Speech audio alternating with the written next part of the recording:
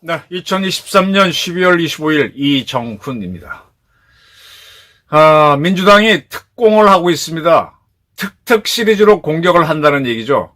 특별법과 특검으로 대한민국과 보수 세력을 공격하고 있습니다. 특공입니다. 여기에 대해서 맞서려면 전두환을 인정하고 김영삼을 부정하겠다라는 역사 이해를 가져야 될 것 같습니다.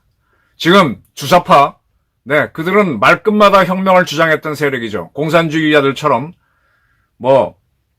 무슨 혁명, 혁명을 주장했던 것들이 지금 국회의원이 돼서 민주당에 포진해 갖고는 혁명을 하지 않고 특별법이나 특검법으로 자기들이 유리한 쪽으로 정치를 만들어가고 있습니다. 이 작태를 막으려면 전두환을 보수 세력은 인정하고 김영삼을 부정하는 인식을 가져야 됩니다.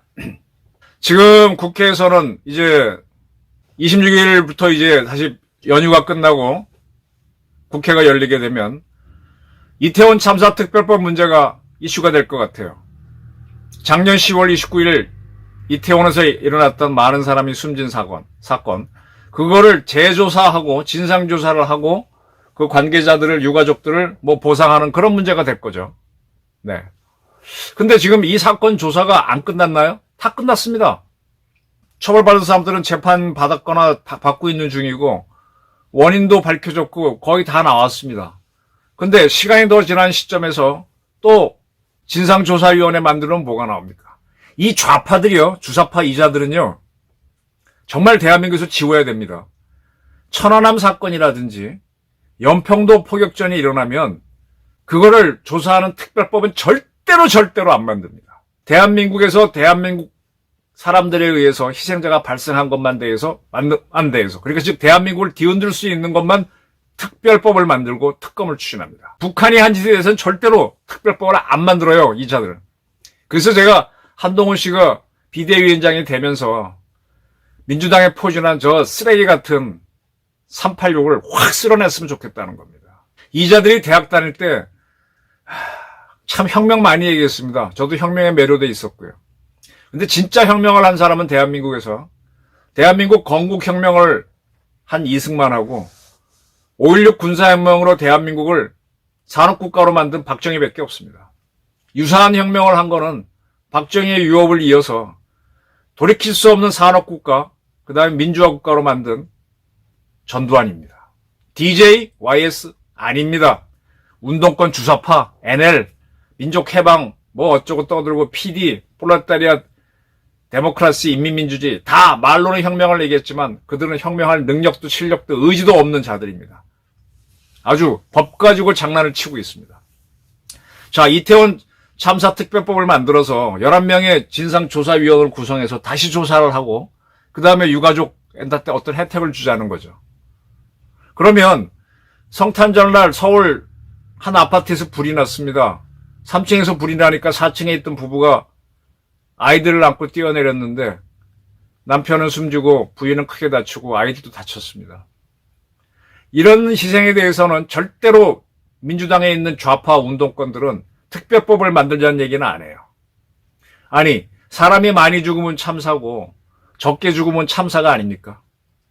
사람 많이 죽기는 천안함 사건 컸는데 왜 그런 거는 특별법 만들어서 북한을 어떻게 하자는 그런 짓을 안 하죠, 그자들은.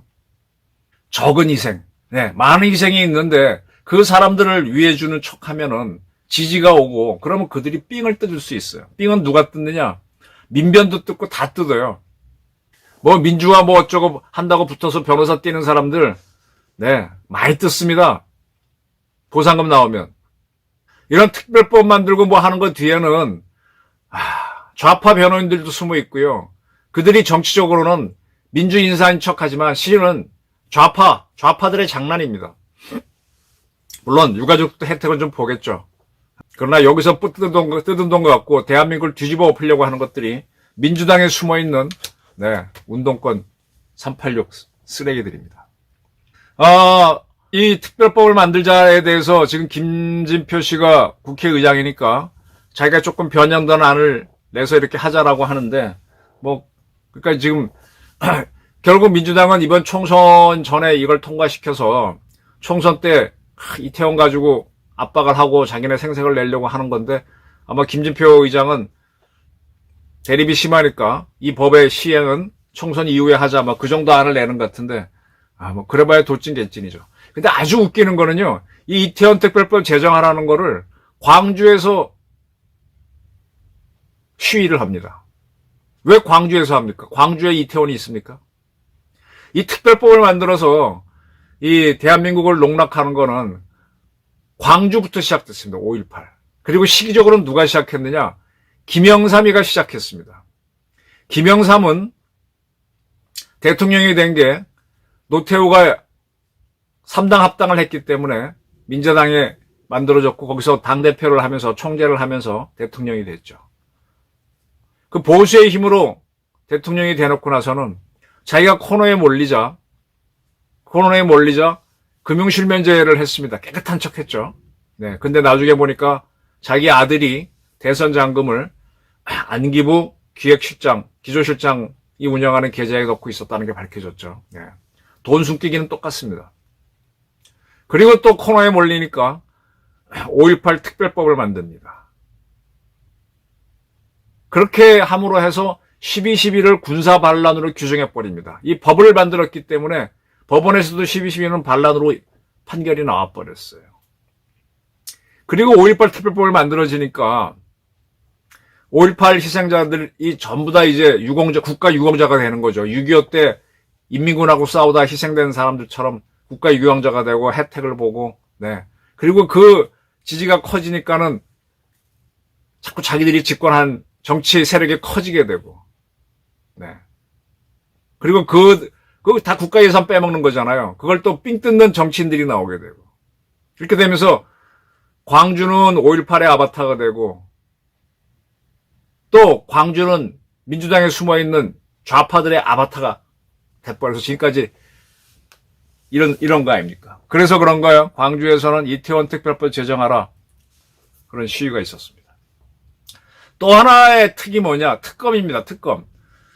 특검이라고 하는 거는 이게 뭐가 문제가 있을 때 제대로 정치적 이유로 수사를 제대로 안 했으면은 다시 이제 제대로 수사하기 위해서 해야 하는 게 특검인데, 이 특검을 하다 보니까 자기네가 원하는 게 나올 때까지, 옛날 봉건 시대 때 누구 잡아오면 뭐 증거 같은 게 있어요? 그냥 때리죠.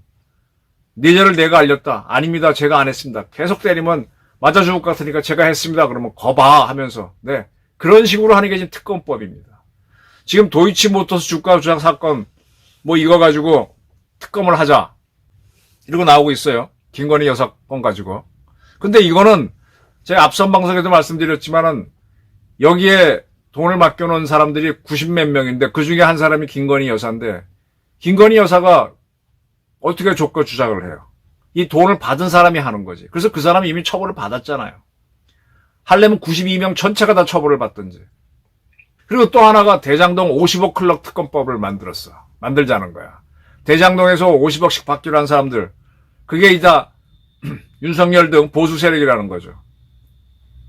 근데 이 윤석열과 대장동을 연결시켰다라는 거짓말은 김만배가 했다는 게 이미 밝혀졌잖아요. 그런데도 이게 과거에 윤석열과 연결시키기 위해서 이런 특검법을 추진하다가 그대로 남아있으니까 선거를 앞두고 윤석열 대통령 부부 욕보이기 위해서 김건희 여사를 위해서는 이름도 김여사 특검법, 또 대장동 윤석열을 욕보이기 위해서는 대장동 50억 클럽 특검법 만들어서 쌍특검을 하자는 거잖아요. 이렇게 되면 계속 뭐 불러서 뭐 어쩌고 하면서 뭐가 있는 것처럼 하다가, 네, 이렇게 되는 거죠. 지금 구속되어 있는 송영길도 이거 하라고 지금 난리잖아요. 이렇게 하고 있습니다. 이렇게 특검과 특별법으로 하는 건데, 이 시작이 누구였느냐? 김영삼이 5.18 특별법을 만들면서 전두환을 악마로 만들고, 그다음부터는 이제 자꾸 특별법이 만들어져서 지금 광주가 특별해졌고 하다 보니까, 이게 정치적 수단, 도구가 돼버린 겁니다. 정의를 캐기 위한 특별법 특검이 아니라 지들의 목표를 이루기 위한 걸로 됐습니다. 운동권들 저희 대학 다닐 때 참 혁명 많이 얘기했어요.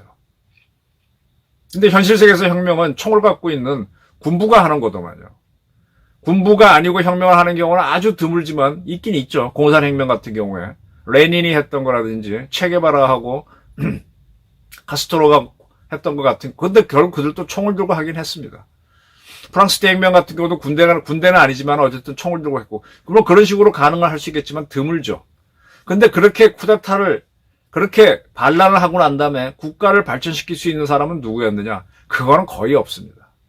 공산혁명은 나라를 오히려 못 살게 했고 혁명을 한 자들만 배부르고 잘 살게 되는 그런 게 됐죠. 온 국민을 잘 살게 하는 혁명을 만든 거는 거의 전 세계에서 박정희 하나밖에 없습니다.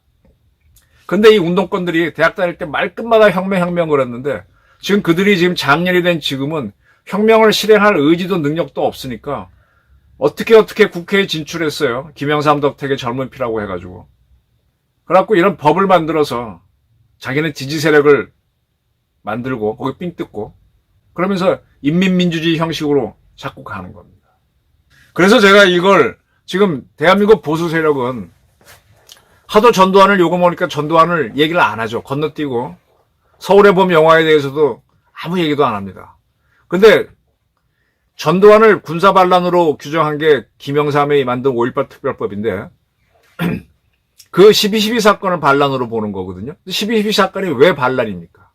12.12 사건은 10월 26일 김재규 중정부장이 박정희 대통령과 차지철 경호실장을 사살하면서 터진 겁니다. 근데 그 자리에 또 한 명의 요인이 있었는데 그 사람은 총을 맞지 않습니다. 김계원 비서실장. 그렇게 두 사람을 쏴 죽인 다음에 김계원에 대해서는 총을 쏘지 않죠. 그리고 나와가지고 현장에서 50m 떨어진 궁정동에 또 중정부장 안가가 있습니다. 거기에 따로 불렀던 정승화 육군총장을 옷에 피가 튀고 한 그런 옷도 막 옷매무새가 틀어진 쫓아가서는 정승화 총장도 총소리 듣고 다, 뭐야 그랬을 거 아닙니까? 그리고 김재규가 와서 행설수설 하니까 이거 큰일이 난 건 확실한 것 같고 그래서 6번으로 가자고 하죠. 그러면서 이제 김재규는 떠나면서 김계원 실장한테 좀 뒷수술 좀 해달라고 라고 해서 김계원 씨는 거기가 이제 대통령하고 차지철만 죽은 게 아니라 경호실 요원들도 싹 죽었잖아요. 그래서 어떻게 저떻게 해서 그렇게 먼 데가 아니니까 국군 서울지구병원이라고 있습니다. 아주 그렇게 멀지 않습니다. 글로 갔는데 이미 박 대통령은 숨졌죠. 그러고 나니까 그 다음에 어떻게 해요? 최규하 국무총리를 청와대로 오시라고 그러죠. 그래서 8시 40분쯤 저는 그렇게 알고 있습니다. 기록에 보면 박 대통령이 숨졌다. 범인은 김재규다. 이렇게 얘기합니다. 근데 그때쯤에 육군본부에 간 김재규가 전 국무위원을 다 6번으로 오라고 그러죠. 그래서 두 사람이 6번으로 가요. 그러면 6번에 갔을 때 적어도 김계원은 누가 범인인 줄 알고 그리고 최규하 총리도 압니다. 근데 김재규는 막 설치면서 대통령이 유고다.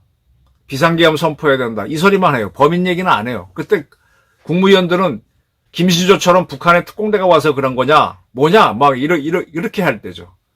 그때 비상계엄 선포하자는 걸 국무위원들이 그건 동의를 안 해주고 있으니까 김계원이 김재규를 따라가는 세력이 적구나 하고 노재현 국방장관 그리고 본인도 자기가 술 먹던 자리 가까운 곳에 정승화 씨가 와 있다는 걸 몰랐어요. 그래서 정승화 두 사람을 따로 불러서 사실은 김재규가 범인이다 라고 하고 그가 총을 내놓습니다. 그 총은 뭔가 하면 김재규가 현장에서 박정희 차유차를 쐈던 총인데 떨어뜨렸어요. 그걸 들고 나왔었어요. 그때까지 그걸 갖고 있었던 거죠. 그걸 보여주니까 노재현 국방장관이 정승화 총장한테 잡아라 라고 하면서 헌병하고 보안사가 알아서 잡아라 라고 하는 바람에 김진기 6번 헌병감이 쫓아옵니다. 와가지고 잠깐 김재규한테 시장님 부장님 잠깐만 나오시자고 따라 나가요. 나가니까 전두환이 이끄는 보안사 요원들이 대기하고 있다가 체포해버리는 거죠. 그렇게 해서 범인을 잡는 겁니다. 잡고 나서 이제 김재규를 서빙고 분실로 데려가서 조사를 하죠. 그 사이에 국무위원들은 김재규가 범인이었구나 이렇게 알고 나서 박 대통령 죽은 것도 확인됐으니까 자정을 넘겨서 김재규를 생포한 게 밤 12시 반쯤일 겁니다. 새벽 3시쯤에 이제 국무회의에서 비상계엄을 선포하자라고 결의하고 4시에 비상계엄을 선포하는데 그때 정승화가 궁정동 현장 김재규의 부름을 받고 여기서 가까운 데 있었고 같이 차를 타고 국번으로 왔다는 걸 몰랐죠. 몰랐기 때문에 정승화를 계엄사령관으로 임명합니다. 정승화는 그때 총소리도 들었고 김재규가 허겁지겁 맞고 막 뭐 중정으로 가자 어딜 가자 그럴 때 자기가 주장해서 6번으로 가자 거기 병력이 있어 이런 얘기 했기 때문에 뭔가 수사한 걸 알았을 거예요. 근데 이제 최규하도 김재규가 범인을 알았는데 입 다물고 가만히 있다가 생포하고 난 다음에도 가만히 있다가 비상계엄을 선포했죠. 그런데 이제 김재규를 수사하는 과정에서 정승화를 자기가 불렀다. 그래서 정승화한테 자기가 총을 쏘고 난 다음에 뛰어가서 어쩌고 저쩌고 했더니만 6번으로 가자 그래서 왔다라 그래서 이건 뭐지? 그리고 김기현을 조사해 보니까 최규하 총리한테도 이야기했고 뭐 이렇게 얘기했다라고 하니까 이건 뭐지? 왜 이자들은 박 대통령이 숨졌는데 그걸 알면서도 범인을 누군지 알면서도 움직이지 않았지? 뭐 딴 생각했던 거 아니야? 김재규가 권력 잡으면 거기서 살려고 배신한 거 아니야? 이런 생각들이 드는 거죠. 그래서 이제 제일 먼저 김기현을 수사하면서 이제 그런 부분들이 현장에 누가 있었고 쭉 나오게 되죠. 그때 많은 사람들은 그 술자리에 신모라는 모델 지망생하고 가수 신모 씨가 있었다는 거, 여자 가수. 그것 때문에 뭐 그럴 수가 있느냐 글로 쏠렸지만 사건 자체는 그런 겁니다. 근데 이제 정승화 씨가 계엄사령관인데 부분 계엄이면은 그 제주도를 빼고 하니까 빼고 했어요. 그러면 계엄사령관이 실세거든요. 전국 계엄이면 대통령 대행인 최규하가 실세인데 그러면 이 정승화가 뭔가 좀 이상한 생각했던 거 아니야? 이런 의심들을 하고 할 수 있는 거죠. 그 당시로는. 그래서 이제 조사가 들어가는데 이 정승화 씨가 또 이상한 짓 할지 모르니까 김재규처럼 11월 6일 날 12.6 사건 수사 발표를 하면서 김재규가 우발적으로 범행을 했다라고 발표합니다. 그거는 정승화를 안심시키기 위한 거였죠. 그래놓고 12월 3일 날 몰래 최규하 대통령 대행을 이 보안사가 수사합니다. 조사합니다. 당신은 왜 그때 김기현한테 듣고도 침묵하고 있었어. 뭐 어쩌고 설명을 했죠. 그리고 이제 계엄사령관으로서 가장 힘이 센 정승화를 조사해야 되겠다 싶어갖고 이것도 비밀리에 하죠. 이걸 장관한테 보고하면은 셀 수 있다고 보니까 대통령 대행인 최규하한테만 보고해서 승인받고 바로 하기로 했습니다. 그래서 전두환이 찾아간 거고 그래서 이렇게 해서 하겠습니다라고 했더니 이미 조사를 받아서 망신을 당했던 최규하가 장관 사인 먼저 받아오라고 하죠. 그러니까 어떻게 해요? 상업자 그러니까 나와서 노재현 장관 찾으니까 그러고 해야 된다고 사인해줘갖고 둘이 같이 들어와서 최규하 대행 만나니까 그때서 사인을 해주죠. 근데 그 사이에 사실은 계획이 최규하 대행이 사인을 해주는 예상을 한 시각에 정승화 공간에 가서 연행을 하려고 그랬는데 정승화 측이 먼저 총을 쏴버리죠. 그 수사관도 총을 쏘면서 난리가 이루어지는 거죠. 그리고 정승화 씨가 전화를 거는 거죠. 장태환 수경사령관한테. 여기 이렇게 이게 뭐야 하라 그러니까 장태환 씨는 술 먹고 있다가 자기 부대로 들어옵니다. 자기 부대 중에 2개의 보병 부대가 있는데 30단과 33단. 30단 단장은 장세동, 33단 단장은 김진영. 근데 이 지휘를 하니까 두 부대가 말을 안 들어요. 왜 안 듣느냐? 원래 두 부대는 청와대 외곽 내각을 지키기 때문에 경호실 통제를 받습니다. 그때 경호실 짱은 차지철이가 죽었기 때문에 정아묵의 원스타가 대리를 하고 있었는데 그는 수경사령관 통제를 안 받습니다. 그렇게 되면서 이제 그쪽에서 부대가 나와서 얘네 잡아라 그러니까 못하겠다라고 하고 오히려 33단은요. 그 보안사 요원들이 정승화 씨 연행하러 갈 때 뒤에 따라가서 어모 지원 부대로 갔었어요. 그 정도로 경호실은 오히려 정승화 이런 사람들이 11.6 때 뭔가 이상한 거 아니야 의심들을 했던 겁니다. 그러면서 이제 난리가 났다니까는 정승화를 의심하는 사람들 황영시, 유학성, 차규현 이런 쓰리스타들 서울 지역의 1군단장, 수도군단 이런 사람들 이 모여드는 거죠. 그렇고 자기네가 이제 장태환 씨를 아니까 전화를 거는 겁니다. 아, 이거 그러지 마라 어쩌고 하는데 이제 욕이 오고 가고 하는 거를 나중에 그 조선일보의 우종창 선배가 그거 보안사가 다 감청하잖아요. 그걸 찾아서 테이프로 공개했던 거. 그러면서 서로 부대를 불러들이려고 하다가 그게 12.12가 되는 거잖아요. 박정희 4.5 누가 범인인지, 그리고 그때 박정희가 죽었다는 걸 알았을 때 김재규한테 눈치를 맞추려고 한 사람들이 있었다. 그게 최규하일 수도 있고 정승화일 수도 있다. 그런 건 조사해야 되는 거 아닙니까? 그걸 조사하는 과정에서 터진 게 12.12입니다. 근데 이걸 군사반란으로 규정한 게 5.18 특별법이고, 근데 나중에 법을 토대로 대법원이 군사반란으로 판결을 내립니다. 이 모든 것들이 김영삼이가 했어요. 근데 김영삼을 지금 국힘당은 자기네 보수로 인정하고, 그래서 하나회를 척결했다. 그걸 내서 정당하다 그러는데, 12.12 때 주로 움직인 게 하나회라 그러는데, 하나회 말고 비하나회도 있습니다. 이 대한민국을 발전시키는 이승만, 박정희, 전두환 라인을 완전히 뒤집어 엎은 게 김영삼인데, 김영삼을 하나회 잡았다고 민주인사로 하는 게 지금 국힘당이잖아요. 5.18 만들어서 지금처럼 호남과 광주 이런 사람들이 좌파의 아바타가 되도록 만든 게 김영삼인데 어떻게 김영삼을 인정합니까? 그래도 전두환을 잘했다 인정하는 게 그게 옳은 거죠. 국힘당도 지금 계속 좌파들, 운동권들의 논리에 밀려가지고 이 모양 이 꼴이 돼 있습니다. 그러다 보니까 저들이 특검과 특별법을 만들어서 밀어붙이는 거에 대해서 정정긍긍하는 거예요. 특검, 특별법, 특공은요, 혁명했던 좌파들이 사기치는 겁니다. 표를 얻기 위한, 삥 뜯기 위한 장난이고요. 전두환을 제대로 평가하지 못하는 우리 보수가 이게 문제입니다. 정면 승부를 해야 되는데 정면 승부를 안 하는 게 문제입니다. 누차 말씀드렸지만 광주를 민주화운동으로 인정해 준 것도 노태우였습니다. 지금 현대사를 너무 좌파적 시각으로 왜곡하다 보니까 보수가 좌파한테 특공을 당하고 질질 끌려가고 있습니다. 윤석열 대통령도 이걸 이해를 하시고 역사, 현대사를 바로잡고, 얼마나 김영삼이가 역사 바로잡기 하면서 때려부셨습니까? 김영삼을 좀 다시 평가해야 됩니다. 전두환은 제대로 평가해야 되거든요. 특공에 나서는 민주당, 그 뒤에 있는 386 쓰레기 이거 없애려면은 전두환을 인정하고 김영삼을 부인하자. 저는 그렇게 봅니다. 감사합니다.